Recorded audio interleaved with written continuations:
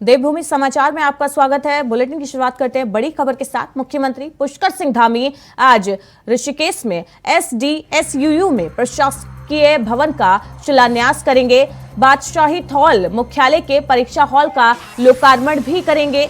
पुष्कर सिंह धामी बड़ी अपडेट आपको दे रहे हैं। मुख्यमंत्री पुष्कर सिंह धामी आज ऋषिकेश के दौरे पर रहेंगे, जहां पर वो प्रशासकीय भवन का शिलान्यास करेंगे। SDSUU में प्रशासकीय भवन का शिलान्यास होना है, जिसका शिलान्यास सीएम पुष्कर सिंह धामी करने वाले हैं। इसके बाद बादशाही हॉल मुख्यालय के परीक्षा हॉल का भी लोकार्पण सीएम पुष्कर सिंह धामी आज करने वाले हैं। ऋषिकेश में बड़ी अपडेट आपको दे रहे हैं। मुख्यमंत्री पुष्कर सिंह धामी आज ऋषिकेश के दौरे पर रहेंगे, जहां पर वो ऋषिकेश को कई बड़ी सौगात देंगे। प्रशासकीय भवन का लोकार्पण करेंगे सीएम पुष्कर सिंह धामी, और इसके अलावा साथ ही साथ एक परीक्षा हॉल का भी लोकार्पण सीएम पुष्कर सिंह धामी द्वारा आज होना है। बड़ी अपडेट आपको दे रहे हैं। सीएम पुष्कर सिंह धामी आज ऋषिकेश जाएंगे, जहां पर वो बादशाही हॉल मुख्यालय के परीक्षा हॉल का लोकार्पण करेंगे, और इसके साथ ही SDSUU में प्रशासकीय भवन का शिलान्यास सीएम पुष्कर सिंह धामी आज करने वाले हैं। बड़ी अपडेट आपको दे रहे हैं ऋषिकेश से, जहां पर आज मुख्यमंत्री पुष्कर सिंह धामी आज ऋषिकेश पहुंचेंगे, जहां पर वो कई बड़ी सौगात ऋषिकेश को देंगे। प्रशासकीय भवन का शिलान्यास होगा, साथ ही परीक्षा हॉल का लोकार्पण सीएम पुष्कर सिंह धामी आज करने वाले हैं। बड़ी अपडेट आपको दे रहे हैं।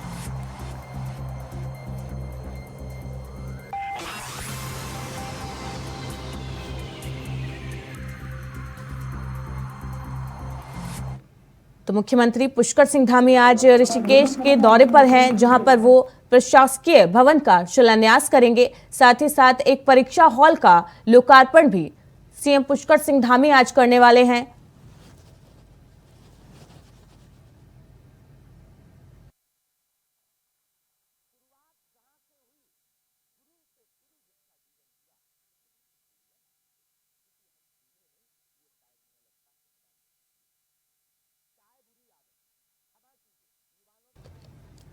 तो मुख्यमंत्री पुष्कर सिंह धामी आज ऋषिकेश के दौरे पर रहेंगे। इसी पर ज्यादा अपडेट के लिए हमारे साथ हमारे संवाददाता अभय कैंथुरा जुड़ गए हैं। अभय, आज मुख्यमंत्री पुष्कर सिंह धामी ऋषिकेश जाने वाले हैं, तो क्या वो ऋषिकेश पहुंच गए हैं, जहां पर उनके कई कार्यक्रम भी प्रस्तावित हैं? प्रशासकीय भवन का शिलान्यास करने वाले हैं, क्या कुछ अपडेट है उनके कार्यक्रम को लेकर? मुख्यमंत्री पुष्कर सिंह धामी का आज ऋषिकेश का दौरा है, जिसमें अब से कुछ देर बाद मुख्यमंत्री पुष्कर सिंह धामी देहरादून से ऋषिकेश के लिए रवाना होंगे। अभी मुख्यमंत्री पुष्कर सिंह धामी सचिवालय से निकलकर अपने आवास यहां पर पहुंचे, और यहां से कुछ देर बाद वो ऋषिकेश के लिए रवाना होंगे। ऋषिकेश से मुख्यमंत्री पुष्कर सिंह धामी के दो महत्वपूर्ण कार्यक्रम यहां पर लगे हुए हैं, जिसमें पहला कार्यक्रम शिलान्यास लोकार्पण कार्यक्रम का है, जिसमें प्रशासनिक भवन का मुख्यमंत्री पुष्कर सिंह धामी वहां पर लोकार्पण करेंगे। जो विश्वविद्यालय धौलधार का जो प्रशासनिक भवन है, उसका वहां पर लोकार्पण होगा। इसके अलावा जो मुख्यमंत्री के लिए जो आभार रैली वहां पर आयोजित की गई है, उस आभार रैली में मुख्यमंत्री पुष्कर सिंह धामी सम्मिलित होंगे। राज्य सरकार की तरफ से, मुख्यमंत्री पुष्कर सिंह धामी की तरफ से जो नकल विरोधी कानून प्रदेश भर में लागू किया गया है, उस नकल विरोधी कानून लागू होने के बाद युवाओं में जो उत्साह है, उस उत्साह को लेकर मुख्यमंत्री पुष्कर सिंह धामी का प्रदेश भर में स्वागत और आभार प्रकट यहाँ पर किया जा रहा है। आज ऋषिकेश में भी मुख्यमंत्री पुष्कर सिंह धामी का आभार प्रकट किया जाएगा, और युवाओं की तरफ से साफ तौर पर मुख्यमंत्री पुष्कर सिंह धामी को इस कार्यक्रम के लिए, इस योजना के लिए, इस दर्ज लाने के लिए बधाई यहाँ पर दी जाएगी और उनका आभार प्रकट किया जाएगा। क्योंकि जिस प्रकार से युवाओं को आशंका थी कि पूर्व में जो भर्ती परीक्षाएं यहाँ पर रही है, नकल माफिया जिस तरीके से भर्ती परीक्षाओं को उत्तराखंड में भर्ती परीक्षाओं को लेकर युवाओं में बड़ी शंका थी, उसका निवारण मुख्यमंत्री पुष्कर सिंह धामी ने कर दिया नकल विरोधी कानून को लेकर, और अब खुद वो जगह जगह जाकर युवाओं से मुलाकात कर रहे हैं, खुद इसके बारे में उनको जानकारी दे रहे हैं कि किस तरीके से उत्तराखंड सरकार नकल विरोधी कानून लेकर आई है, जिससे युवा जो है उनका भविष्य सुरक्षित हो सके। बिल्कुल, उत्तराखंड वासियों की एक मांग थी कि जिस प्रकार से युवाओं का भविष्य अधर में लटका हुआ नजर आ रहा था, जिस प्रकार से भर्ती परीक्षाओं में लगातार जो नकल माफिया तो अपना प्रभाव यहाँ पर दिखा रहे थे, भर्ती परीक्षाओं को प्रभावित यहाँ पर कर रहे थे। कई भर्ती परीक्षाओं की जांच यहाँ पर चल रही थी। 40 से ज़्यादा कह सकता है कि जो नकल आरोपी जो थे वो यहाँ पर जेल की सलाखों के पीछे पहुंच चुके थे। ऐसे में अब सीधे तौर पर यह समझा जा सकता है कि जब राज्य सरकार की तरफ से बड़ा कदम यहाँ पर उठाया गया है, नकल विरोधी कानून लाने का काम सरकार की तरफ से किया गया, तो सीधे तौर पर अब उसको लेकर युवा काफी उत्साहित नजर आ रहे हैं। उनकी तरफ से मुख्यमंत्री पुष्कर सिंह धामी का आभार प्रकट किया जा रहा है। कोशिश यही है युवाओं की कि जो सरकार की तरफ से कानून लाने का काम यहाँ पर किया गया वो कानून का सही तरीके से इंप्लीमेंट हो सके, क्योंकि उत्तराखंड राज्य देश का ऐसा पहला राज्य है जिसने नकल पर इतना सशक्त कानून लाने का काम यहाँ पर करा है। करोड़ों रुपए का जुर्माना लगेगा, सीधे तौर पर 10 साल तक की सजा, उसे कठोर सजा का यहाँ पर रखा गया। जो अभ्यर्थी होगा उसे आजीवन ये कह सकते हैं कि इस भर्ती परीक्षाओं से वंचित भी रखा जा सकता है अगर वो अनुचित साधनों का प्रयोग करते हुए पकड़ा जाता है।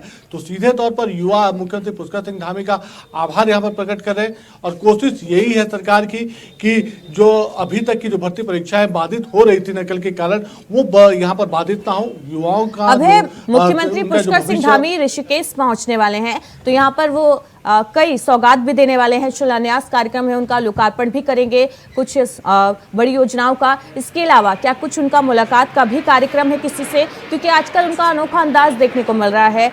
टिहरी में देखने को मिला, चमोली में भी देखने को मिला, चंपावत में भी कि वो मॉर्निंग वॉक पर निकलते हैं और लोगों से मुलाकात करते हैं। तो यहाँ भी क्या कुछ लोगों से मुलाकात का कोई कार्यक्रम है? बिल्कुल, मुख्यमंत्री पुष्कर सिंह धामी अपने इसी सरल स्वभाव के कारण पूरे प्रदेश में लोकप्रिय होते हुए नजर आ रहे हैं, क्योंकि जब भी मुख्यमंत्री किसी जनपद का प्रवास यहाँ पर करते हैं तो उस जनपद में होम स्टे पर रहने का वो काम करते हैं ताकि होम स्टे का प्रचार प्रसार हो सके, लोग होम स्टे को लेकर जागरूक यहाँ पर हो सके। और खासतौर पर होम स्टे उत्तराखंड के पर्यटन से एक बड़ी योजना उभर कर सामने आ सके, लोग इस योजना का लाभ यहाँ पर उठा सके, राज्य के दूरस्थ ग्रामीण जो क्षेत्र हैं उनकी आर्थिकी मजबूत हो सके, ऐसी कोशिश मुख्यमंत्री पुष्कर सिंह धामी की रहती है। साथ ही युवाओं को लेकर भी मुख्यमंत्री पुष्कर सिंह धामी लगातार बातचीत यहाँ पर कर रहे हैं। कोशिश यही है कि युवाओं का भरोसा जीता जा सके। जो युवाओं का संकल्प है या युवा जो सोचते हैं कि राज्य में किस प्रकार से सरकार को आगे बढ़ना चाहिए, जो सुझाव है उन सुझावों पर इम्प्लीमेंट करने का काम भी मुख्यमंत्री की तरफ से किया जाता है। और नकल विरोधी कानून युवाओं की उसी सोच का परिणाम है जिसमें युवा लगातार मांग कर रहे थे कि सशक्त कानून लाने का यहाँ पर काम किया जाए, जो नकल विरोधी कानून हो, ताकि यहाँ पर जो युवा अपनी भर्ती परीक्षाओं को लेकर आशंकित नजर आ सके, वो सभी आशंकाएं यहाँ पर समाप्त हो सके। जी बिल्कुल, युवाओं की शंका को दूर करने के लिए मुख्यमंत्री पुष्कर सिंह धामी ने ये बड़ा काम किया है। बहुत बहुत शुक्रिया इस अपडेट के लिए आपका। वहीं देहरादून में सीएम धामी ने सचिवालय में एक खास बैठक की। राजस्व प्राप्ति की स्थिति को लेकर मुख्यमंत्री पुष्कर सिंह धामी ने समीक्षा बैठक की। इस बैठक में मुख्य सचिव वित्त विभाग के अधिकारी मौजूद रहे। तो मुख्यमंत्री पुष्कर सिंह धामी ने आज सचिवालय में एक खास बैठक की मुख्य सचिव के साथ, और इस बैठक में वित्त विभाग के अधिकारी भी मौजूद रहे। राजस्व प्राप्ति की स्थिति को लेकर समीक्षा बैठक की, जिसमें मुख्यमंत्री पुष्कर सिंह धामी ने अधिकारियों से, मुख्य सचिव से फीडबैक लिया राजस्व को लेकर कि राज्य में कितना राजस्व हो पा रहा है, जुटाया जा रहा है, या कितना उसमें सुधार करने की जरूरत है। इन सभी चीजों को लेकर मुख्यमंत्री पुष्कर सिंह धामी ने आज सचिवालय में एक खास बैठक की। राजस्व प्राप्ति को लेकर यहां पर समीक्षा बैठक की है मुख्यमंत्री पुष्कर सिंह धामी ने।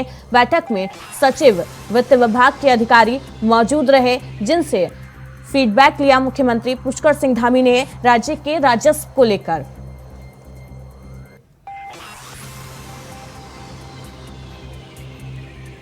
मुख्यमंत्री पुष्कर सिंह धामी ने आज सचिवालय में खास बैठक की है। राजस्व प्राप्ति की स्थिति को लेकर मुख्यमंत्री पुष्कर सिंह धामी ने समीक्षा बैठक की है आज, और इस बैठक में मुख्य सचिव, वित्त विभाग के अधिकारी मौजूद रहे, जिनसे मुख्यमंत्री पुष्कर सिंह धामी ने राज्य के राजस्व को लेकर फीडबैक लिया कि राजस्व प्राप्ति को लेकर राज्य में क्या कुछ हालात हैं, स्थिति में कितना सुधार करने की जरूरत है, या स्थिति कंट्रोल में है।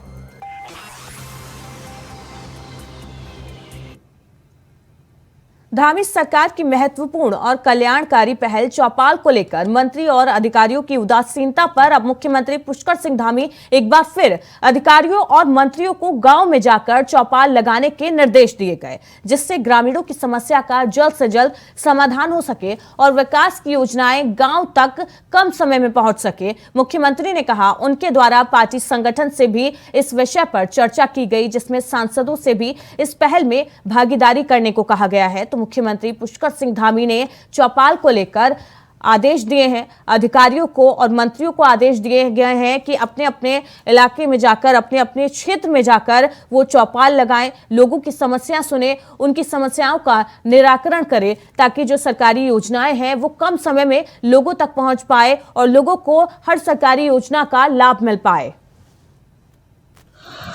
25 दिसंबर से ये चौपाल का कार्यक्रम और ग्राम सभा स्तर पर जाकर संवाद के कार्यक्रम प्रारंभ किए हैं और कार्यक्रम क्रियान्वयन विभाग अब ठीक से इसकी रूपरेखा बना रहा है। सचिवगण भी और माननीय मंत्रीगण भी, हमारे सभी जनप्रतिनिधिगण और माननीय सांसदों से भी हमने अनुरोध किया है कि वह भी जो हमारे संगठन की योजना है उस योजना के अनुरूप अपना समय देकर सभी लोग जाएंगे और मिलजुल कर सभी संवाद करके लोगों के बीच में से जो सुझाव आएंगे और जिन पर काम करना है, जहां पर ज़रूरत है, उस ज़रूरत के अनुरूप सबकी बातें जब आ जाएंगी तो उस पर काम होगा। ये 25 वहीं उत्तराखंड में खनन माफियाओं पर सीएम पुष्कर सिंह धामी एक बार फिर सख्त हो गए हैं। सीएम धामी ने डीजीपी को तलब करके सख्त निर्देश जारी किए। बता दें आपको, अवैध खनन में सिपाही पर ट्रैक्टर चढ़ाने का मामला सामने आया था। मुख्यमंत्री पुष्कर सिंह धामी ने डीजीपी से कहा, जल्द से जल्द आरोपियों की गिरफ्तारी करें।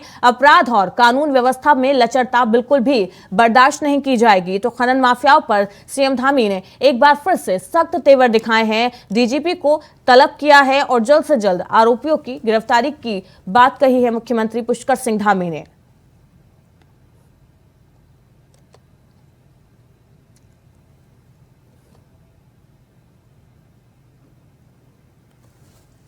सीएम धामी की सख्ती के बावजूद देहरादून में खनन माफियाओं के हौसले इतने बुलंद हैं कि खनन माफियाओं ने पुलिस जवान मनोज राणा के ऊपर ही ट्रैक्टर चढ़ा दिया, जिससे जवान गंभीर रूप से घायल हुआ है। उसका इलाज चल रहा है अस्पताल में। फिलहाल इस मामले में मुख्यमंत्री पुष्कर सिंह धामी ने भी संज्ञान लिया और डीजीपी को तलब कर कहा कि जल्द से जल्द आरोपियों की गिरफ्तारी की जाए। कानून व्यवस्था में लचरता बिल्कुल भी बर्दाश्त नहीं किया जाएगा।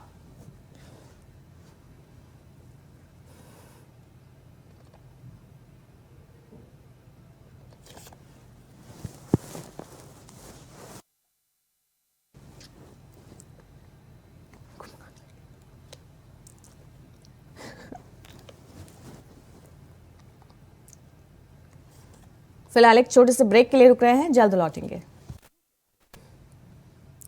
कांग्रेस के महाअधिवेशन से लौटे कांग्रेस के पूर्व प्रदेश अध्यक्ष प्रीतम सिंह ने कहा, महाअधिवेशन में तमाम प्रस्ताव पारित हुए, जिससे कांग्रेस को भविष्य में मजबूती मिलेगी। उनका कहना है, उत्तराखंड, हिमाचल, जम्मू कश्मीर को विशेष राज्य का दर्जा दिए जाने पर भी मंथन हुआ, जिस प्रस्ताव को कांग्रेस ने सर्वसम्मति से पास भी किया है।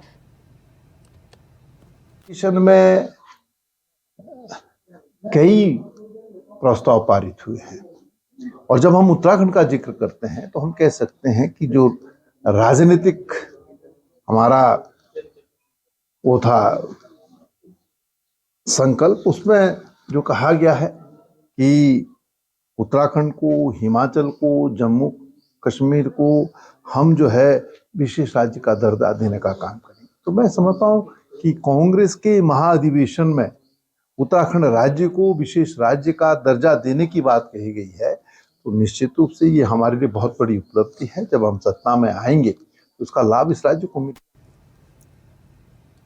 गैरसैंण में होने वाले बजट सत्र को लेकर आम आदमी पार्टी की प्रदेश प्रवक्ता कमलेश रमन ने सरकार पर तीखा हमला बोला। उन्होंने कहा, इससे पहले भी बजट में जनहित का ध्यान नहीं रखा गया था, अब गैरसैंण में बजट सत्र होने जा रहा है, जिस पर भी उन्होंने सवाल उठाते हुए कहा, इस बजट सत्र में कोई भी बड़ी सौगात प्रदेश के लोगों को नहीं मिलने वाली है। देखिए, अभी तक भी आपने देखा होगा कि जितने भी बजट सत्र हुए हैं, कौन सा ऐसा सत्र हुआ जिसमें बजट जनता के हित में आया होगा? क्या उस बजट में महंगाई कम करने की कोई घोषणा होती है? क्या युवाओं को रोजगार देने की कोई घोषणा होती है? या उत्तराखंड के अंदर जो पहाड़ हमारे दरक रहे हैं उनके ऊपर किसी प्रकार की घोषणा होती है? विकास के नाम पर केवल और केवल इस समय जो सरकार है वो फेलियर साबित हो रही है और धाकड़ धामी के नाम से जो आज युवाओं के ऊपर लाठियां भाजी जा रही हैं। क्या आज उत्तराखंड के अंदर जो महिलाओं ने उत्तराखंड मांगा था वो इसलिए मांगा था कि हमारे बच्चों के ऊपर लाठियां भाजेगी सरकारें जो भी होगी, तो इस प्रदेश को किस गर्द की ओर ले जाने का काम इस समय भाजपा वहीं कुलसारी के मदरलैंड स्कूल में वार्षिकोत्सव हुआ। इस कार्यक्रम में विधायक भूपाल राम टमटा बतौर मुख्य अतिथि पहुंचे। टमटा ने दीप प्रज्वलित कर कार्यक्रम का शुभारंभ किया। इस दौरान उन्होंने गैरसैंण में आयोजित होने जा रहे सत्र में पहाड़ के मुद्दे उठाने की बात कही है।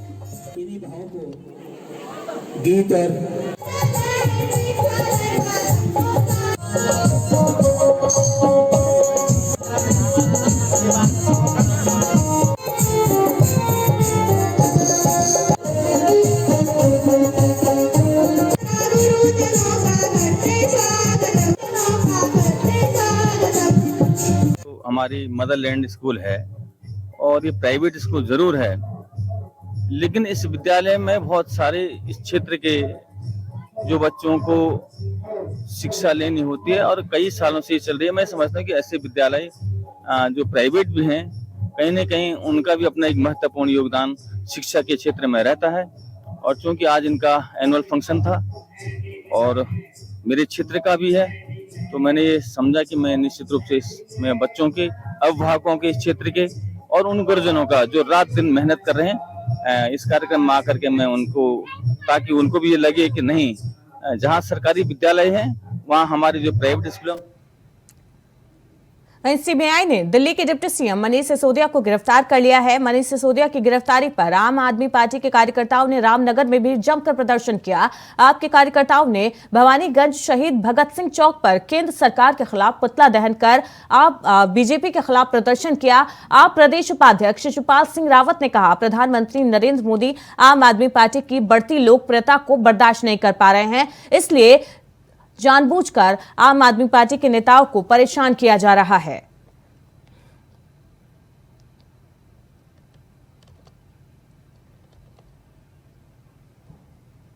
इसमें तानाशाह की सरकार चल रही है।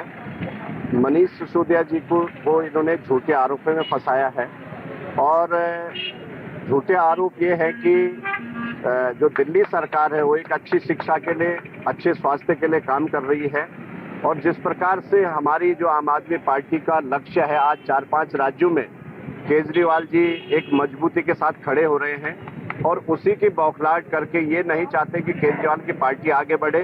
इन्हें किसी दूसरी अन्य पार्टी से डर नहीं है, सिर्फ आम आदमी पार्टी से डर है और इसलिए हमारे बड़े नेताओं पर मुकदमे दर्ज कर रही है। लेकिन इनकी तानाशाही जनता देख रही है। 2024 में जनता इन्हें जवाब देगी और निश्चित रूप से आम आदमी पार्टी। वहीं बद्री केदार समिति के अध्यक्ष अजेंद्र अजय ने विभागीय अधिकारियों को निर्देश देते हुए कहा कि बद्री केदार मंदिर समिति की दुकानों और संपत्तियों पर रहने वाले किराएदारों पर नोटिस की कार्रवाई शुरू की जाएगी, जिससे मंदिर समिति को राजस्व प्राप्त हो सके। कि देखिए, प्रदेश में विभिन्न स्थानों पर मंदिर समिति की बड़ी संख्या में दुकानें, गेस्ट हाउसेज, भूमि इत्यादि परिसंपत्तियां हैं और विभिन्न समय पर मंदिर समिति द्वारा इनको किराए पर अथवा लीज पर विभिन्न व्यक्तियों को आवंटित किया गया था। मेरे संज्ञान में आया था कि जिन व्यक्तियों को ये परिसंपत्तियां किराए अथवा लीज पर दी गई हैं, उनमें से कई लोग उन अनुबंधों का पालन नहीं कर रहे हैं। जो दुकानें इत्यादि हमने लीज पे दी थी, उसका जो बाजार भाव है उससे वो कई कम गुना किराया मंदिर समिति को दे रहे हैं। इसके अलावा ये भी जानकारी आई थी कि कई लोगों द्वारा अनधिकृत रूप से इन पर कब्जा कर लिया गया है। तो उस संदर्भ में मेरे द्वारा अधिकारियों को निर्देशित किया गया था कि जो भी व्यक्ति अनधिकृत रूप। वहीं बद्री केदार मंदिर समिति की उत्तराखंड के अलावा देश के कई अन्य राज्यों में भी परिसंपत्ति है जिन पर कब्जे हुए हैं, जिसको लेकर मंदिर समिति की ओर से अब कानूनी कार्रवाई की जा रही है। कानूनी कार्रवाई की तैयारी की जा रही है। बद्री केदार मंदिर समिति के अध्यक्ष ने बताया कि महाराष्ट्र, उत्तर प्रदेश समेत तमाम राज्यों में मंदिर समिति की जमीन है जिन पर अवैध कब्जे किए गए हैं। अब मंदिर समिति कानूनी राय लेने के बाद नोटिस जारी कर रही है, जिससे मंदिर समिति की संपत्ति को कब्जा मुक्त कराया जाएगा।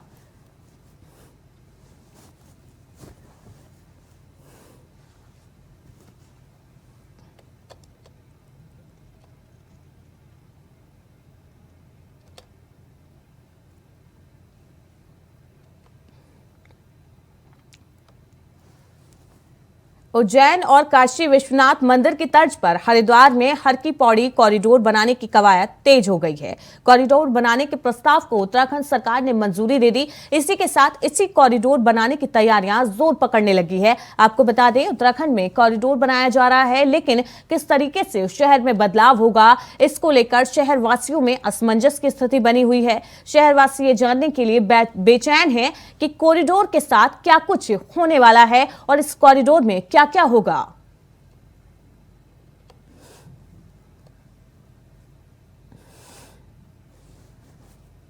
देवभूमि समाचार में फिलहाल इतना ही। लगातार खबरों के लिए देखते रहिए इंडिया वॉइस।